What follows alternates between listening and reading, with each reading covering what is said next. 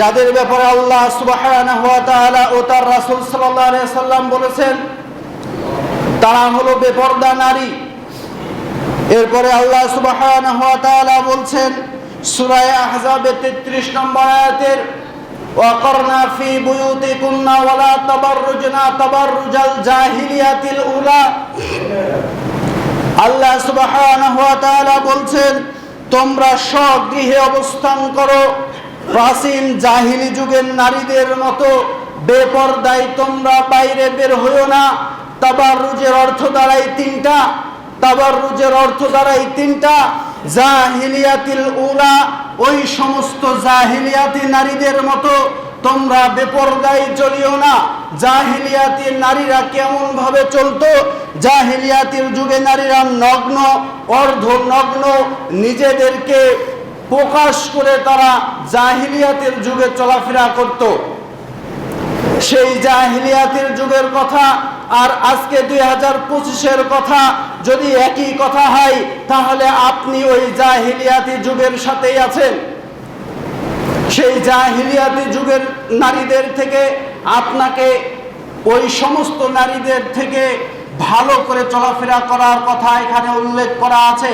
সম্মানিত উপস্থিতি, আপনি দেখেন ইয়া আইয়ুহান নাবিয়্যু কুল লিআজওয়াজিকা ওয়া বানাতিকা ওয়া নিসাইল মুমিনিনা ইদনিনা আলাইহিন্না মিন জালাবিবিহিন্না যালিকা আদনা আন ইউরাফনা ফালা ইউযাইন।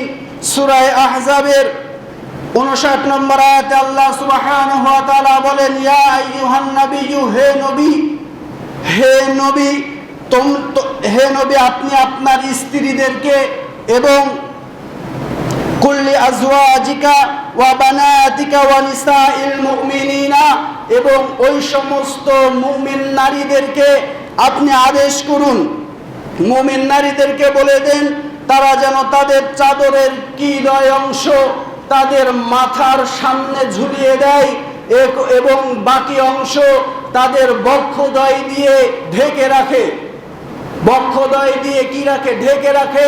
আজকালকার যুগের নারীরা কাঁধের উপরে ঝুলাই, গামছা ঝুলানোর মতো করে কাঁধের উপরে ঝুলিয়ে দেয়, সামনের দিকে যত দূর যায় কাঁধের উপরে ঝুলিয়ে রাখে। আল্লাহর রাসূল সাল্লাল্লাহু আলাইহি ওয়াসাল্লামকে আল্লাহ সুবহানাহু ওয়া তাআলা বলছেন যে হে নবী আপনি আপনার স্ত্রীদেরকে এবং মুমিনা নারীদেরকে বলে দেন যে তাদের উড়নার, তাদের চাদরের কিদয় অংশ যেন মাথা থেকে টেনে ঢেকে দেয়, সামনে মুখমণ্ডল ঢেকে দেয়, বাকি অংশ পিঠ থেকে শুরু করে বক্ষদ্বয় পর্যন্ত যেন ঢেকে রাখে। এটা মুমিনা নারীদের বৈশিষ্ট্য। আপনি দেখেন তো আপনার ওই মেয়েটা আপনার পাশে বসে সালাত আদায় করার জন্য এসেছে, ক্লাস 10-এ পড়ে, ইন্টারে পড়ে, অনার্সে ভর্তি হয়েছে।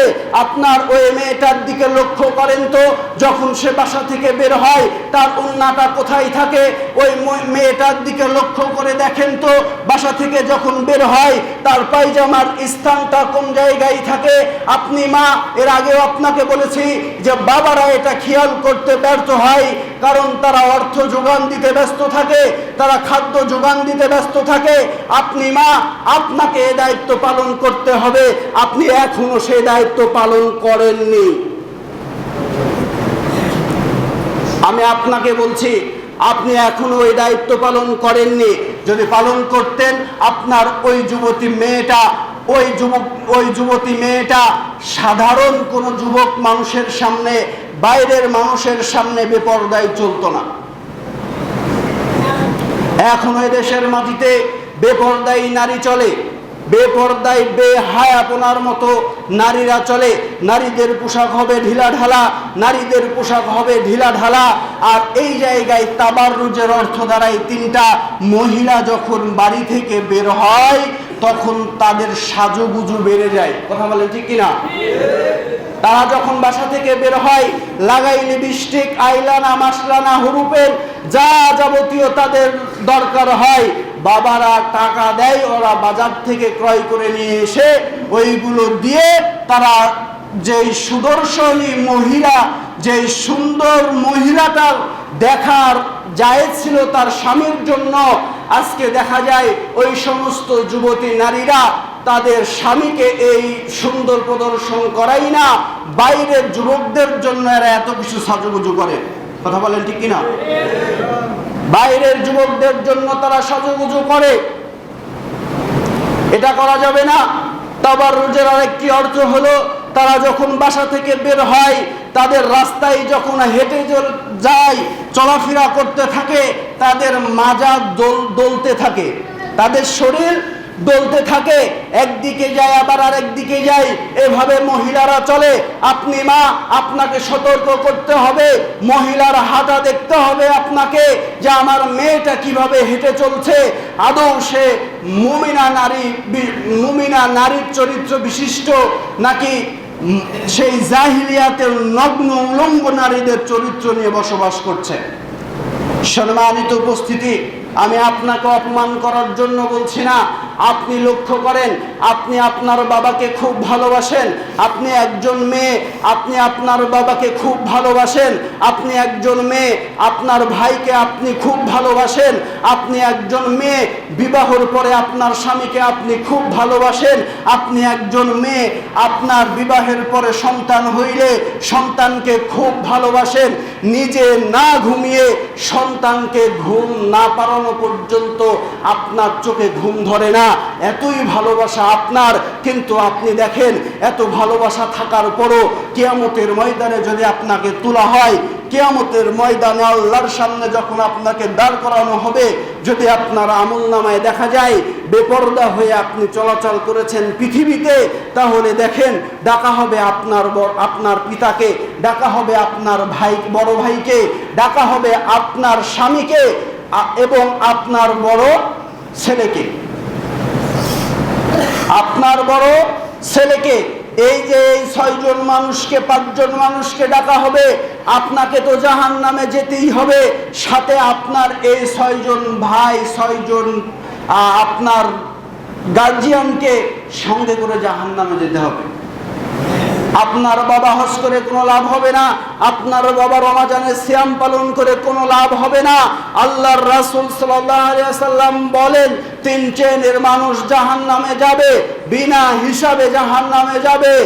1 শ্রেণীর মানুষ হলো মুতমিনুল খবর, যে সমস্ত মানুষ নেশাদার দ্রব্য সব সময় পান করে, ওই মানুষের কোনো হিসাব হবে না, সে জাহান্নামে যাবে। 2 শ্রেণীর মানুষ হলো পিতামাতার অবাধ্য সন্তান, এরা জাহান্নামে যাবে। 3 শ্রেণীর মানুষ হলো তারা জাহান্নামে যাবে যারা ফ্যামিলিতে, পরিবারে দায়ুসকে স্থান দেয়। বলেন নাউজুবিল্লাহ। দায়ুস মানে হলো বেপরদা নারী, তারা পর্দার বিহীন চলে, রাস্তায় যখন বের হয় তাদের সাজুগুজু বেড়ে যায়, বোরখাবিহীন বের হয়, পর্দা ঠিক থাকে না, তাদের উন্নাগুলো ঠিক থাকে না, তারা দায়ুসের অন্তর্ভুক্ত। ওই সমস্ত যুবকরা যখন রাস্তায় বের হয়, ওই যুবকদের চক্ষু থাকে নারীদের দিকে, তারা নারীকে দেখার পর একটা একটা করে বিশ্লেষণ করতে থাকে।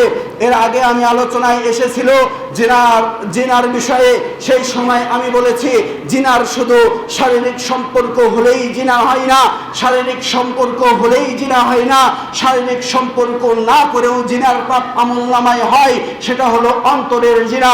মহিলা রাস্তা দিয়ে হেঁটে যায়, যুবক দূর থেকে দেখে, দেখার পরে যখন কল্পনায় নিয়ে আসে যে মহিলাটার চেহারা অনেক সুন্দর, মহিলাটার অঙ্গ প্রত্যঙ্গ এত সুন্দর, এভাবে যখন কল্পনার জগতে চলে যায়, আল্লাহর রাসূল সাল্লাল্লাহু আলাইহি সাল্লাম বলেন সে ওই মহিলার সাথে কল্পনার জগতে অন্তর দিয়ে জিনায় লিপ্ত হলো। এটা অন্তরের জিনা। আপনি মহিলা, আপনি নারী, আপনার মর্যাদা এত গুরুত্বপূর্ণ মর্যাদা। আল্লাহর রাসূল সাল্লাল্লাহু আলাইহি ওয়াসাল্লাম বলছেন যে পৃথিবীর বুকে সবচাইতে সম্পদ হলো জমিন এবং আসমানের উপরে সবচাইতে সম্পদ হলো এই পৃথিবী, এবং পৃথিবীর মধ্যে সবচাইতে শ্রেষ্ঠ সম্পদ হলো আমার পর্দার আড়ালের মা এবং বোনেরা। পর্দার আড়ালের মা এবং বোনেরা, এরা সম্পদের মধ্যে সবচাইতে শ্রেষ্ঠ সম্পদ। আপনি দেখেন এই আপনাকে এত গুরুত্বপূর্ণ সম্পদ বানানো হলো। আপনি দেখেন একজন যুবক ছোট থেকে 18-20 বছর পর্যন্ত যখন সে বিবাহ না করে থাকে, আর যখন 18-20 বছর পরে বিবাহ করে, রাসূল সাল্লাল্লাহু আলাইহি ওয়াসাল্লামের একটা হাদিস পাওয়া যায়, যখন সে বিবাহ করে তার দিন পূর্ণ হয়ে যায়। বলেন সুবহানাল্লাহ। তার দিন কি হয়? পূর্ণ হয়। বিবাহের আগে থাকে অর্ধেক দিন, আপনাকে ওই যুবক পাওয়ার পরে তার দিন পূর্ণ হয়। আপনি দেখেন আপনাকে এত গুরুত্বপূর্ণ, এত মূল্যবান সম্পদ বানানো হয়েছে।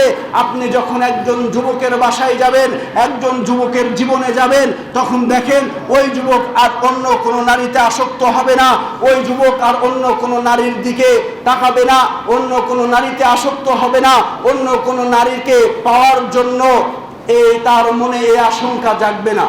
আপনি দেখেন প্রশ্ন থাকতে পারে আপনার, হুজুর বিবাহ দেওয়ার পরেও যদি বিবাহিত পুরুষরাও তো অনেক মানুষের সাথে জিনায় লিপ্ত হয়, অনেক মানুষের সাথে মেসেঞ্জারে কথা বলে, অনেক মানুষের সাথে সময়কে সময় পাস করতেছে, আমার স্বামীটা এত খারাপ হয়ে গিয়েছে, এটা আপনার প্রশ্ন থাকতে পারে। কিন্তু এটা প্রশ্ন করার আগে দেখতে হবে, আপনি যদি বিবাহের আগে 10-12টা ছেলের সাথে সম্পর্ক রাখেন, আপনি যদি বিবাহের আগে 5-6টা ছেলের সাথে রিলেশনের যান, তাহলে আপনি বিবাহের পরে আপনার স্বামীটাও 5-6টা মেয়ের সাথে রিলেশনে যাবে। এটা কোরআনের কথা বলা আছে। আপনার চরিত্র যেমন হবে, আপনার স্বামীর চরিত্র তেমন হবে। সম্মানিত উপস্থিতি, তাই বলছি, যদি আপনার জীবন সঙ্গীকে যদি আপনি আপনার মনের মতো চান, তাহলে আল্লাহ সুবহানাহু ওয়া তাআলা আপনাকে আপনার জীবন সঙ্গে আপনার মনের মতোই দিবে। কিন্তু যদি আপনার বিবাহের আগের চরিত্র উল্টাপাল্টা হয়, আপনার স্ত্রীর চরিত্র বিবাহের পরে উল্টাপাল্টা হবে।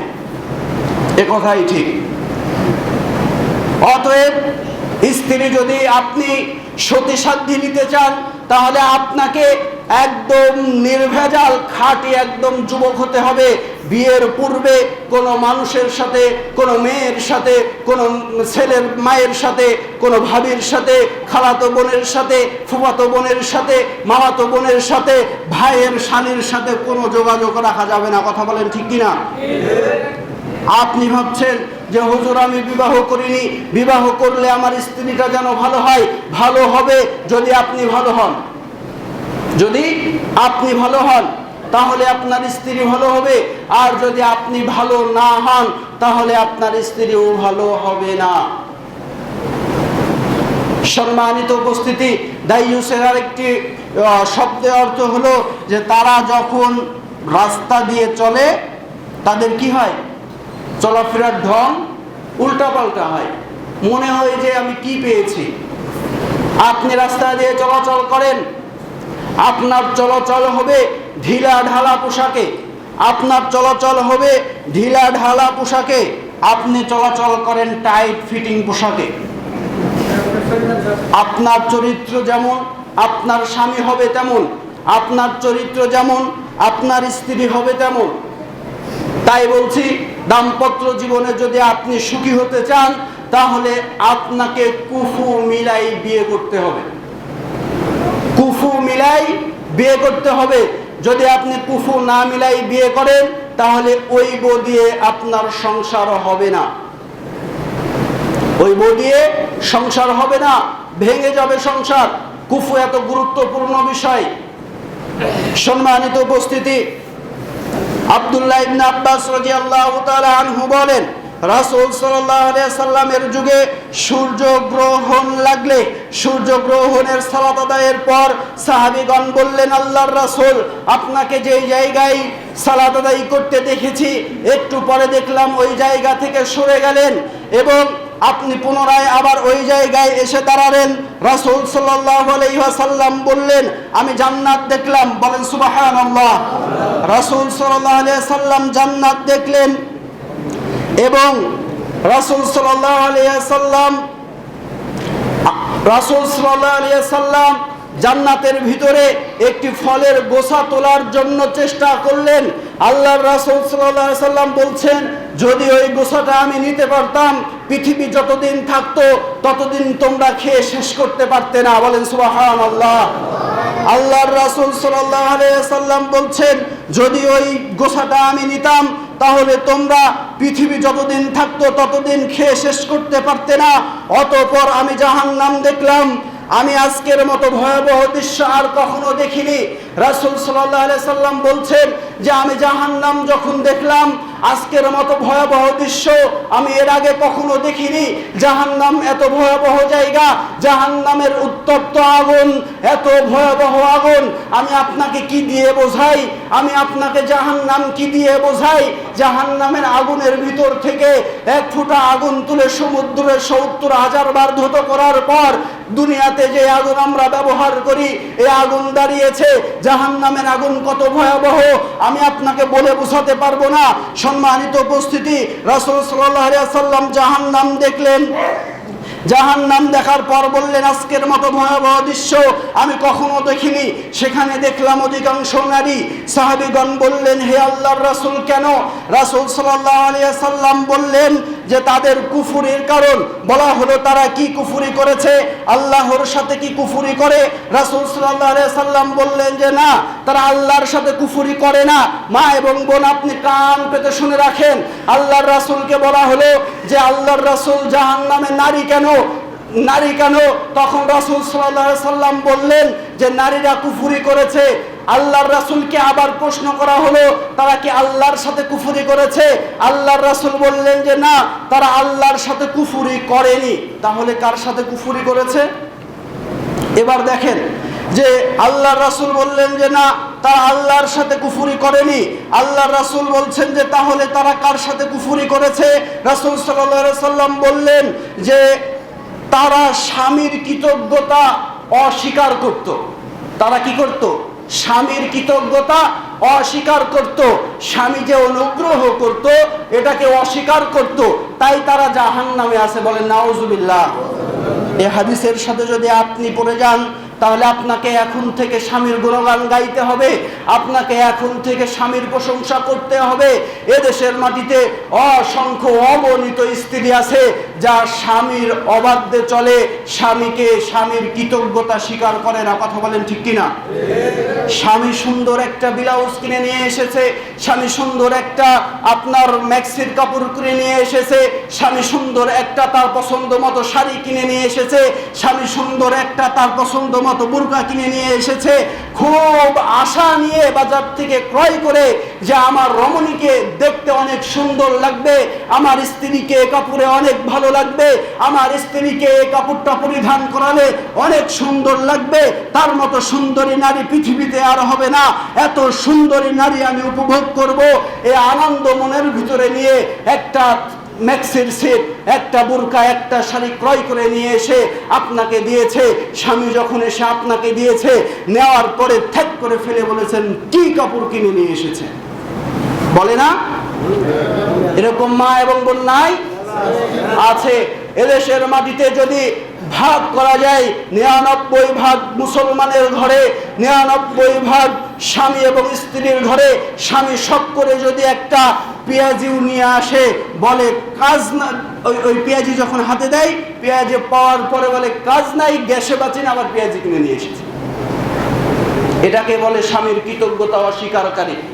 স্বামী আপনাকে ভালোবেসে, আপনার কথা চিন্তা করে আপনাকে সাজুগুজু করানোর জন্য সুন্দর তার পছন্দ মতো শাড়ি কিনে নিয়ে এসেছে, আপনাকে দেওয়ার পরে আপনি বলছেন কি কিনে নিয়ে এসেছে, এর ছাপ ভালো না, চোখের চয়েজি ভালো না, একে একটা জিনিস কিনতে দিলে ভালো করে কিনতে পারে না, কত দাম শোনার পরে তো বলবে যে এত টাকা দাম, এই সেই নানান ধরনের স্বামীর বিরোধিতা করে, স্বামীর বিরুদ্ধে কথা বলে। আমি জানি না ভাটপাড়াও না এবং বোনেরা কি বলে, কিন্তু বাড়ির মাটিতে অসংখ্য অগণিত নারী আছে, স্বামী একটা জিনিস কিনে নিয়ে আসে দিলে তারা খুশি হয় না, তারা খুশি হয় না।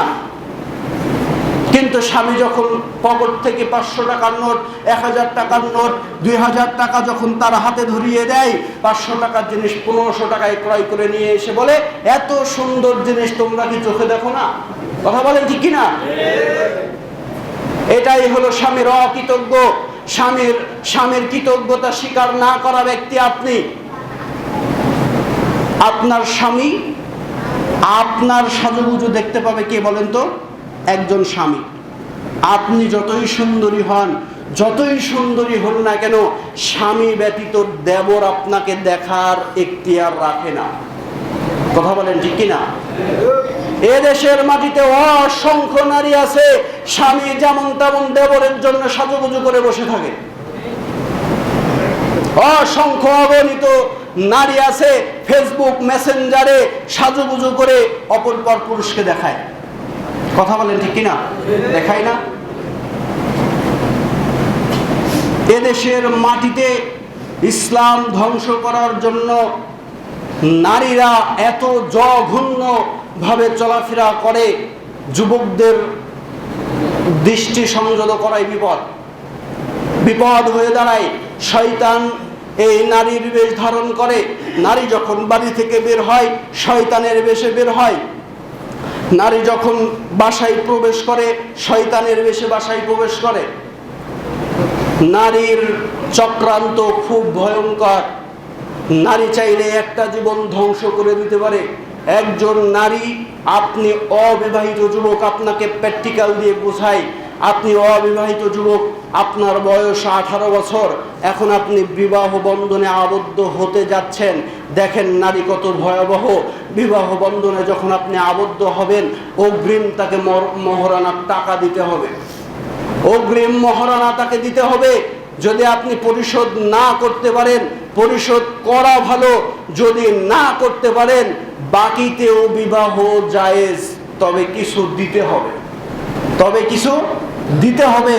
আল্লাহর রাসূল সাল্লাল্লাহু আলাইহি ওয়াসাল্লামের জামানায় একজন সাহাবী গিয়ে বলছেন, আল্লাহর রাসূল, আমি অমুক মহিলাকে বিবাহ করতে চাই, আপনি বিবাহ পড়িয়ে দেন। আল্লাহর রাসূল সাল্লাল্লাহু আলাইহি ওয়াসাল্লাম বললেন যে, তোমার মোহর দেওয়ার মতো কি আছে? আল্লাহর রাসূল সাল্লাল্লাহু আলাইহি সাল্লামের মুখ থেকে কথা শোনার পর সাহাবী বলছেন, আল্লাহর রাসূল, মোহর দেওয়ার মতো আমার কাছে কিছু নেই। আল্লাহর রাসূল বলছেন, বাড়িতে গিয়ে দেখো লোহার কোনো আংটি আছে কিনা। বাড়িতে গেলেন, বাড়ি থেকে ফিরে আসার পর বলছেন, আল্লাহর রাসূল, কোনো আংটি আমি পাইনি, মোহর দেওয়ার মতো কিছু নাই। আল্লাহর রাসূল সাল্লাল্লাহু আলাইহি সাল্লাম বললেন, তুমি কি কোরআন তেলাওয়াত করতে পারো? ওই সাহাবী বললেন, আল্লাহর রাসূল, আমি কোরআন তেলাওয়াত করতে পারি। নারীকে জিজ্ঞাসা করা হলো, তুমি কি কোরআন তেলাওয়াত করতে পারো? নারী বললেন যে, আমি কোরআন তেলাওয়াত করতে পারিনি। তোমার মোহর হিসাবে ধার্য থাকলো, ওই পুরুষ তোমাকে কোরআন তেলাওয়াত করা শিখাবে, আর তুমি ওর কাছ থেকে কোরআন তেলাওয়াত করে মোহরানা পরিশোধ করিয়ে নিবে। বলেন সুবহানাল্লাহ। অর্থাৎ এই হাদিস থেকে একটাই দাঁড়ায়, নারীকে যখন বিবাহ করতে যাবেন, মোহরানা আপনাকে দিতে হবে, সেটা যতটুকি হোক না কেন মোহর দিতে হবে। এবার দেখেন নারীর চক্রান্ত কত ভয়াবহ। ওই নারীকে আপনি চিনতেন না, জানতেন না। 15-20 দিনে আপনার জানাশোনা, 5-7 দিনে আপনার জানাশোনা, একটু ভুলভ্রান্তি হতে পারে। নারীর চরিত্র কেমন আপনি জানলেন না, বাসায় বিবাহ করে নিয়ে আসলেন। নারীর চক্রান্ত খুব ভয়াবহ। 18 বছরে কোনো টেনশন ছাড়াই বসবাস করেছেন, কোনো চিন্তা আপনার হয়নি। যখন আপনার ঘরে একজন নারী আসলো, তখন আপনার চিন্তা মাথার উপরে চাপলো। যখন নারী আপনার ঘরে প্রবেশ করবে, তখন নারীকে যখন আপনি উপভোগ করবেন, ওই নারী যদি আপনার মন মতো না হয়, তাইলে দেখেন বেকায়দা। 15 দিন, 20 দিন, 1 মাস, 3 মাস সংসার করবে। করার পরে যখন ধরবে আমি পড়াশোনা করব, পড়াশোনা করার সুযোগ দিবেন না, আপনার ভাত খাবে না। আপনি দেখবেন যে তার ফুফাতো ভাইয়ের সাথে কথা বলে, বন্ধ করতে বলবেন, বলবে যে হবে না। মামাতো ভাইয়ের সাথে কথা বলে, কথা বলা বন্ধ করতে বলবেন, বলবে হবে না। মামাতো ভাইয়ের সাথে কথা বলে, বান্ধবীর সাথে, বান্ধবীর ভাইয়ের সাথে কথা বলে, কথা বন্ধ করতে বলবেন, বলবে হবে না। নারীর চক্রান্ত এত ভয়াবহ। এভাবে গন্ডগোল সৃষ্টি করে যখন আপনার বাড়ি থেকে বাপের বাড়ি চলে যাবে, বিশ্বাস করেন 3 মাসে যে আপনার সুটাম ঢেউ হয়েছিল, ওই গন্ডগোলের পরে নারী যখন আপনার বাসা থেকে তার বাপের বাড়ি গিয়ে 3 মাস কেন 1 মাস থাকবে, আপনার সুটাম ঢেউ ধ্বংস হতে শুরু করবে। এটাই নারীর চক্রান্ত। 18 বছরে আপনার টেনশন হয়নি, কিন্তু 3 মাসে আপনার শরীর নষ্ট হতে শুরু করেছে। এটা নারীর চক্রান্ত। এর জন্য বলেছি বিবাহ বন্ধনে যখন আবদ্ধ হতে যাবেন তখন 4টা বিষয়ে লক্ষ্য করতে হবে। 4 বিষয়ে আবু হুরায়রা রাদিয়াল্লাহু তাআলা আনহু বলেন, রাসূল সাল্লাল্লাহু আলাইহি সাল্লামকে বলা হলো, আল্লাহর রাসূল কেমন নারী আমরা বিবাহ করব? আল্লাহর রাসূল সাল্লাল্লাহু আলাইহি সাল্লাম বললেন যে বিবাহ যখন করবে তখন 4টি বিষয় লক্ষ্য করবে। কয়টি? 4টি বিষয়ে লক্ষ্য করবে। 1 নম্বরে লক্ষ্য করতে হবে ওই নারীর সম্পদ। ওই নারীর সম্পদ কেমন, কতটুকু? আপনার সম্পদ যদি হয় 5 বিঘা, নারীর সম্পদ 2 থেকে 2.5-3 বিঘা অথবা 4 বিঘা, আপনার থেকে বেশি হলে ওই নারী আপনার বাসায় ভাত খাবে না। আপনার থেকে বেশি হওয়া যাবে না। কুফু মিলাতে হবে। আপনার অর্থ যেমন, নারীর অর্থ তার থেকে কম হতে হবে। নারীর অর্থ কি হতে হবে বলেন? কম হতে হবে। 2 নম্বরে নারীর সৌন্দর্য দেখতে হবে। দেখতে কেমন? নারীর সৌন্দর্য দেখতে হবে, দেখতে কেমন। 3 নম্বরে দাঁড়ায় তার বংশমর্যাদা কি? তার বংশমর্যাদা কি? 4 নম্বরে দাঁড়ায় নারীর ধার্মিকতা আছে কি নাই, ধার্মিক কিনা এটা লক্ষ্য করতে হবে। আল্লাহর রাসূল সাল্লাল্লাহু আলাইহি সাল্লাম বললেন, যদি তার সম্পদ না থাকে দোষ নাই, যদি তার সৌন্দর্য না থাকে তবুও কোনো সমস্যা নাই, যদি তার বংশমর্যাদা না থাকে তবুও কোনো সমস্যা নাই, যদি তার ভিতরে ধার্মিকতার ছাপ না পাওয়া যায় তাইলেই সমস্যা। ধার্মিকতার ছাপ যদি তার ভিতরে না পাওয়া যায় তাহলে এই সমস্যা। আপনি চিন্তা করেন, আমি বিবাহ করব, মেয়ের বাবার সম্পদ থাকতে হবে, মেয়ের বাবার অর্থ থাকতে হবে, গাড়ি থাকতে হবে, বাড়ি থাকতে হবে, অর্থ থাকতে হবে, মেয়েকে সুশিক্ষায় শিক্ষিত হতে হবে, সুশিক্ষায় শিক্ষিত হতে হবে বটে, তবে তার আচরণে যদি ওই শিক্ষায় যদি ধার্মিকতার শিক্ষা না থাকে ওই শিক্ষা দিয়ে কোনো কাজ হবে না। অতএব 4টার ভিতরে 3টা বাতিল করে দিলেন। 3টা বাতিল করার পর একটা থাকলো, তার নাম কি? ধার্মিকতা। তার নাম কি? ধার্মিকতা। আপনি দেখেন আজকাল এই ধার্মিকতা ফেসবুকে পাওয়া যায়, আজকাল এই ধার্মিকতা ইমুতে পাওয়া যায়, আজকাল এই ধার্মিকতা হোয়াটসঅ্যাপে পাওয়া যায়, আজকাল এই ধার্মিকতা মেসেঞ্জারে পাওয়া যায়। মেয়েটা খুব ধার্মিক, তাই না? সব সময় ভালোর দিকে ডাকে, সালাতের দিকে ডাকে, নামাজের দিকে ডাকে। হুজুর ভোরবেলা ফজরে আমি জাগা পাই না, আমাকে ফোন করে জাগিয়ে দেয়। মেয়েটা অনেক ধার্মিক না? মেয়েটা যদি ধার্মিক হয় তাহলে ফজরে সালাত আদায় করা ফরজ, এটা ফরজ বিধান। সালাত আদায় করা ফরজ বিধান তোমাকে মানার জন্য, আদায় করার জন্য ডেকে দিলে যেমন ধার্মিক হয়, তাহলে তুমি শোনো, তোমার সাথে সম্পর্ক হওয়ার আগে, তোমাকে মেসেজ দেওয়ার আগে ওই ভাবতো যেটা পরপুরুষের সাথে আমি মেসেঞ্জারে কথা বলবো, পরপুরুষের সাথে আমি ভিডিও কলে কথা বলবো, পরপুরুষের সাথে আমি সম্পর্ক রাখবো। সালাত আদায় করা যেমন ফরজ, আমার পর্দার বিধানও তো তেমন ফরজ। অতএব এটা ধার্মিকতা নয়, এটা তোমাকে ফাঁসানোর একটা চাল। কথা বলেন ঠিক কিনা? ফাঁসানোর একটা চাল। আপনি দেখেন, আপনি পর্দার মা এবং বোন, আপনাকে বলি ছেলেটা অনেক ধার্মিক, আপনাকে বোরকা পরার কথা বলে, স্কুল ড্রেস পরে আমাকে স্কুলে যেতে দেয় না, আমাকে এতই বাধ্য করেছে আমি বোরকা পরিধান করে স্কুলে যাই, স্কুলে বোরকা খুলে স্কুল ড্রেস পরিধান করি, বোরখার তলে বোরখা খোলার পরে স্কুল ড্রেস পরে আমি ক্লাস করি, আবার যখন স্কুল থেকে বের হই তখন আমি বোরখা পরিধান করে আবার রাস্তায় হাঁটি। ছেলেটা এতই ধার্মিক, আমাকে বোরখা পরিধান করিয়েছে, ছেলেটা এতই ধার্মিক, আমাকে সালাতের দিকে ডাক দেয়, আমাকে নামাজ পড়িয়েছে।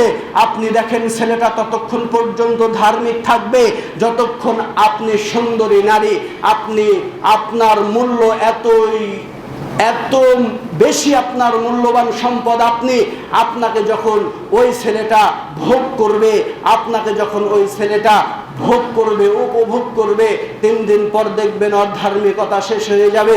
সালাতের জন্য আপনাকে আর ডেকে দিবে না, পর্দার জন্য আপনাকে আর জোর জুলুম করবে না, কারণ আপনাকে ভোগ করা আর শেষ। ওই পুরুষ আপনাকে ভোগ করার পর 3 দিনের মাথায় আর এক নারীতে আসক্ত হবে, এ কথাই সত্য। তার চরিত্রে ভেজাল আছে। যে সমস্ত যুবকরা বিবাহর পূর্বে কোনো নারীর সাথে ফুফাতো বোন, খালাতো বোন, বান্ধবী, বান্ধবীর বান্ধবী, আর আপনার কি বলে ভাবির বোন, যতগুলা মানুষের সাথে পর্দা করা জায়েজ, যত গোলাম নারীর সাথে বিবাহ জায়েজ আছে, ওই সমস্ত নারীগুলোর সাথে এরা চিটিং করে। কথা বলেন ঠিক কিনা? আপনাকে উপভোগ করবে, করার পর দেখবেন মেসেঞ্জারের আইডিও নাই, ইমো নাই, হোয়াটসঅ্যাপও নাই, সব শেষ। আপনাকে হাই হতাশ ছাড়া আর কিছু করার থাকবে না। আপনার যৌবন শেষ, আপনার চরিত্র নষ্ট করে দিয়ে ওই যুবক আর এক জায়গায় তাল দেওয়ার চেষ্টা করে। আপনাকে সতর্ক হতে হবে।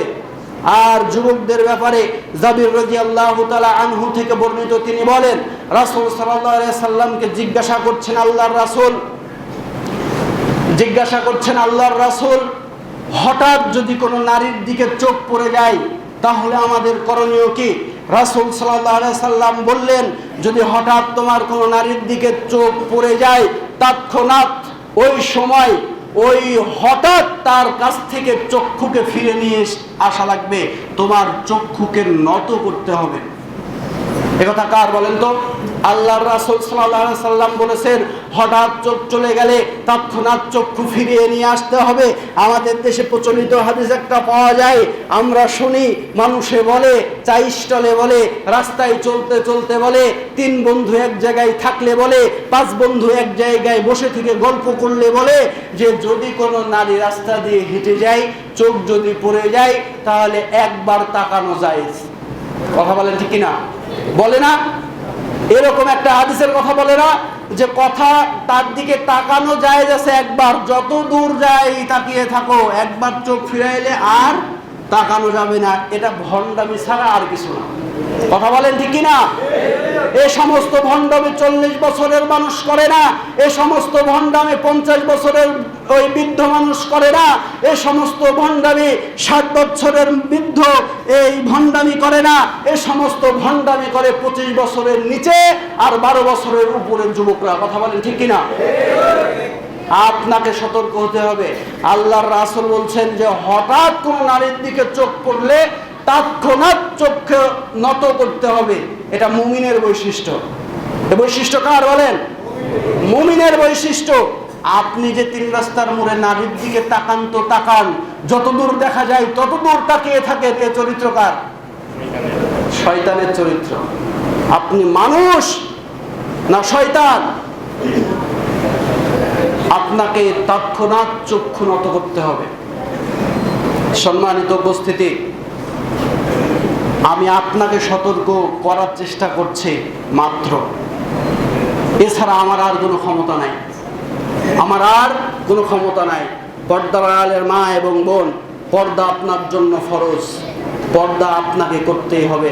14 জন পুরুষের সামনে আপনি দেখা দিতে পারবেন, 14 জন পুরুষের সামনে আপনি দেখা দিতে পারবেন। 14 জনের বাইরে 15 নাম্বার যে থাকবে তার সাথে দেখা দেওয়ার কোনো অপশন হবে না। দেখা তো দূরের কথা, তার থেকে যদি কোনো জিনিস, কোনো বস্তু নেওয়ার প্রয়োজন হয়, আপনাকে ওয়ালের আড়াল থেকে অথবা চাদরের আড়াল থেকে আপনাকে তার সাথে ওই জিনিস লেনদেন করতে হবে। এ কথাই ঠিক।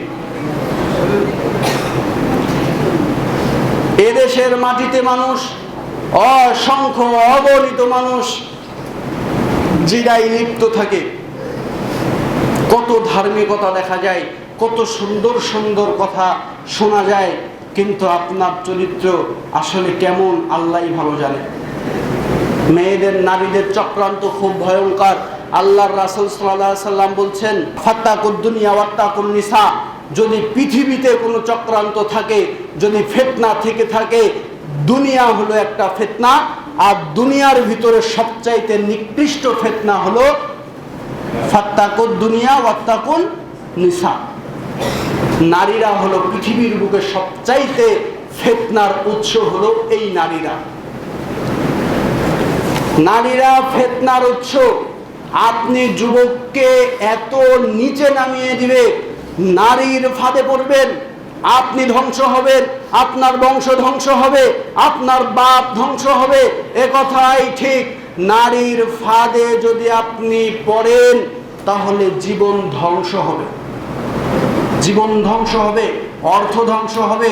যদি অর্থ ধ্বংস না হয় তাহলে দেখেন, যখন আপনি নারীর ফাঁদে পড়বেন, যখন আজ সোশ্যাল মিডিয়ায় বলা হয়, যদি তারা ধরা পড়ে বলা হয় কট খাইছে, বলে না কট খাইছে।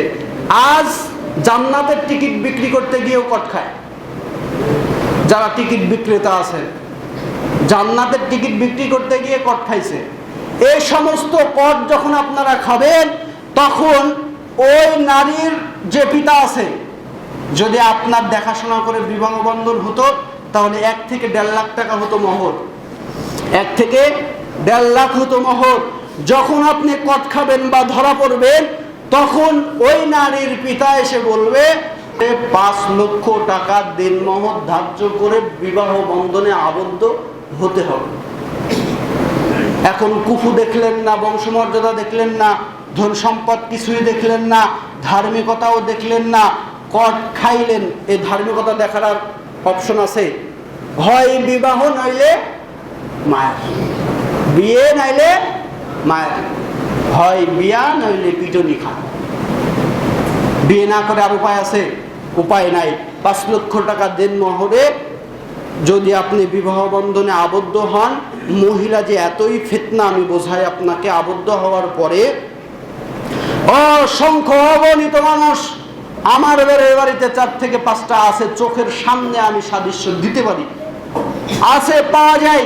5 লক্ষ টাকা দেন মোহরে 15 দিন সংসার করতে পারেনি, বিবাহ বন্ধন বিচ্ছিন্ন হয়েছে, 5 লক্ষ টাকা তাকে দেওয়া লেগেছে ওই নারীকে। অর্থাৎ মহিলার চক্রান্তে যখন একজন যুবক পড়ে যাবে, তার বংশমর্যাদা ধ্বংস হবে, তার সম্পদ নষ্ট হবে, তার আত্মসম্মানবোধ ধ্বংস হয়ে যাবে। এ কথাই ঠিক।